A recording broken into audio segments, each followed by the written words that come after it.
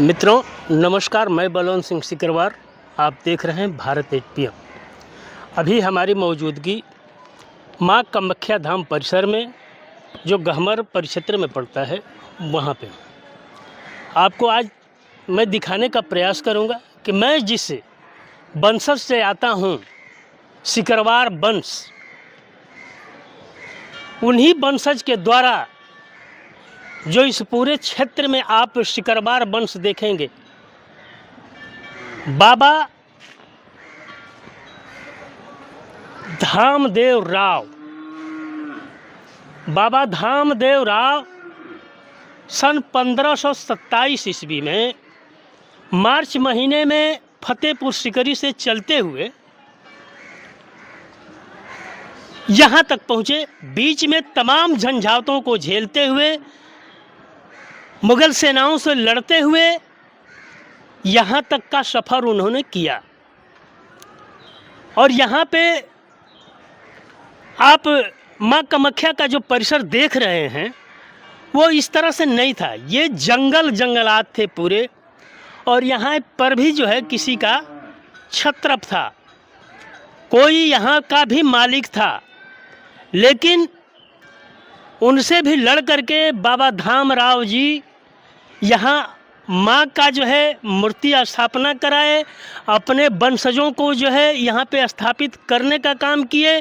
धीरे धीरे जब इतिहास में जाएंगे तो ये जब वंशज बढ़ते हुए क्रम में आगे दिखे, तो कहीं ना कहीं रोजी रोजगार और व्यवस्थाओं के चलते अन्यत्र जगहों पे जा कर के बसने का काम किए।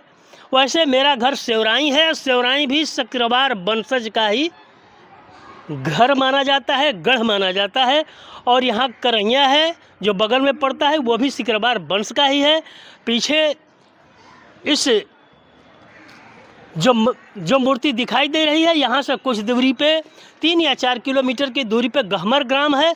वहाँ पर भी जो है सिकरवार वंशजों का आधिपत्य बना हुआ है।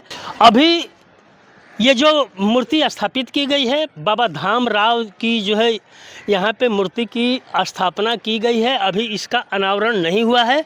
आप देख रहे हैं ये प्लास्टिक और पन्नी से ढकी हुई मूर्ति है, जो हमारे पूर्वज, हमारे वंशज की गाथा की ये सबसे बड़ा प्रमाण है। यही हमारे धामराव बाबा जो थे, इन्हीं के द्वारा सिकरवार वंशज का यहाँ पे आना हुआ। माँ कामाख्या के मूर्ति की स्थापना यहाँ पे हुआ। और मैं चूँकि सिकरवार वंश के साथ एक उपाध्याय वंशज भी आया था, जो पराशर मुनि के रूप में उनका वंशज था, और उनके वंशज के हमारे सामने मौजूद हैं। इनका घर अमौरा पड़ता है, और इनके वंशज के बारे में भी, और जो इनके वंशज का सिकरवार वंश को स्थापित करने में योगदान रहा है, उसके बारे में भी हम जानने का प्रयास करेंगे। ये सिकरवार वंश के भी बारे में इतिहास के पीछे लेकर के आपको अवगत कराने का काम करेंगे। बाबा अपना परिचय देते हुए इन सारे तथ्यों को जो आपने सुना, उस पर थोड़ा सा प्रकाश डालने का कष्ट करेंगे। पहले तो आपके सभी टीम को मेरे तरफ से साधुवाद। मैं डॉक्टर राम प्रकाश उपाध्याय, पराशर गोत्रीय ब्राह्मण, गंगेश्वर उपाध्याय जी का वंशज, ग्राम अमौरा, जनपद गाजीपुर, उत्तर प्रदेश। तो थोड़ा सा जो आपका वंशज है, बाबा गंगेश्वर, जो सिकरवार वंश के साथ यहाँ पे विराजमान हैं, वो आए हुए हैं, उनकी भी मूर्ति पीछे लगी हुई है। उसका भी शायद अनावरण हो गया है। उनका अनावरण हो चुका है और अभी इनका अनावरण बाकी है।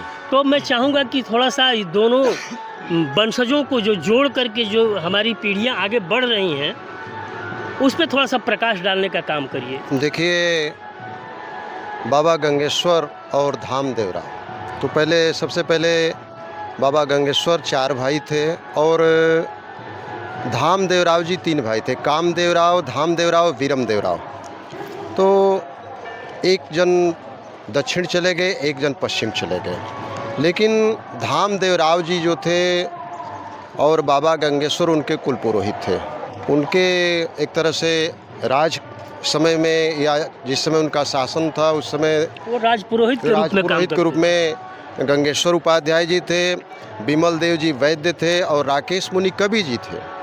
लेकिन जब मुग़ल आतताइयों का अत्याचार बढ़ा तो पुरोहित और जजमान ने आपस में मंत्रणा की कि बचने के लिए मनुष्य कुछ भी कर सकता है, जब हम बचे रहेंगे तभी इतिहास रचेंगे। यह सोच करके और माँ कामाख्या के गंगेश्वर उपाध्याय जी अनन्य उपासक थे। माने माँ कामाख्या उनको स्वप्न में सारी बातें बता देती थी।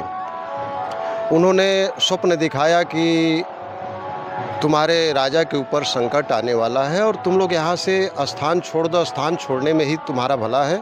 और दोनों में आपस में गहन मंत्रणा होती है, मंत्रिमंडल का एक तरह से उस समय आपस में विचार होता है। और धामदेवराव जी और गंगेश्वर बाबा माँ कामाख्या के छोटे विग्रह को, उस समय कोई आवागमन का साधन विशेष करके नहीं था, तो उटनी पर माँ कामाख्या के मूर्ति को लाद करके और इधर सकराडीह, शिकारगढ़, गहमर का नाम पहले गहवन था, तो इसी स्थान पर आकर के लोग टिकते हैं। यहाँ आने पर एक चूहा को जो है बिल्ली खदेड़ रही थी और बाद में फिर चूहा उसका पीछा किया, बिल्ली भाग चली। आपस में दोनों में लड़ाई हुआ।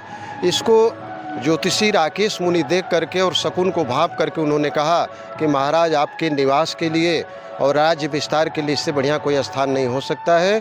यहाँ आने पर चीरों का राजा शशांक था, उससे भयंकर युद्ध होता है। और इसके बाद राजा धामदेवराव के भतीजों ने शशांक का जो है सिर काट करके और थाल में ले आ करके और राजा धामदेवराव के सामने रखा। इसके बाद पुरोहित गंगेश्वर उपाध्याय जी ने अपने राजा का राज तिलक किया और यहीं से दोनों कुलों का विस्तार होता गया।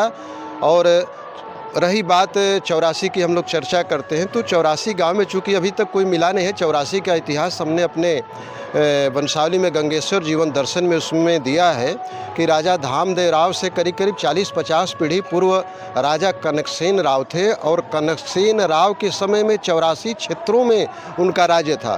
तो कोई भी कार्यक्रम होता था तो 84 जगहों पर एक साथ होता था और उसी समय से 84 का प्रचलन हुआ है, जो कि आज पुरोहित जजमान एकजुट होकर के उस परंपरा का भली भांति निर्वहन कर रहे हैं। तो यही हम लोगों का इतिहास है और यही से माँ कामाख्या की स्थापना हुई और धीरे धीरे इनका भी विस्तार होता गया। जैसे जैसे माँ कामाख्या का विस्तार होता गया वैसे वैसे हम सब पुरोहित जजमान का भी विस्तार होता गया। और आज भी हम पुरोहित जजमान का चोली और दामन का संबंध, हम सब एक दूसरे के सुख दुख में उसी तरह से सहभागी होते हैं। जिस तरह से धान का छिलका है और उसमें का चावल है, उसी तरह से हम लोग एकजुट हैं और एकजुट रहेंगे भी। भले भले कामाख्या माई की। अभी आपने सुना, अभी आप लोग सारे लोग सुने कि शुक्रवार वंश और बाबा गंगेश्वर महाराज का जिस तरह से यहाँ पे आगमन हुआ, किन किन परिस्थितियों को झेलते हुए वो यहाँ पे स्थापित हुए और अपने साम्राज्य को स्थापित किए, इन सारे तथ्यों को आपके सामने हमारे बाबा ने जो प्रस्तुत किया, यही है इतिहास। और आज पूरा व्यापकता रूप से माँ कामाख्या यहाँ पे विराजमान है और वो भले ही सिकरवार वंश की कुलदेवी रही हों, लेकिन आज जाति धर्म के बंधन से मुक्त होकर के जो भी यहाँ पे आता है और अपनी मनौती, अपनी इच्छा को लेकर के माँ से अगर निवेदन करता है तो उसकी इच्छा और मनौती को पूर्ण करने का काम माँ कामाख्या करती हैं बिना भेदभाव का। यही इनकी सबसे बड़ी उपलब्धि है और इसीलिए पूरे देश में ही नहीं, दुनिया में भी इनके लोग जो है बसे हुए हैं और वहाँ से भी इनको नमन करते हैं, प्रणाम करते हैं।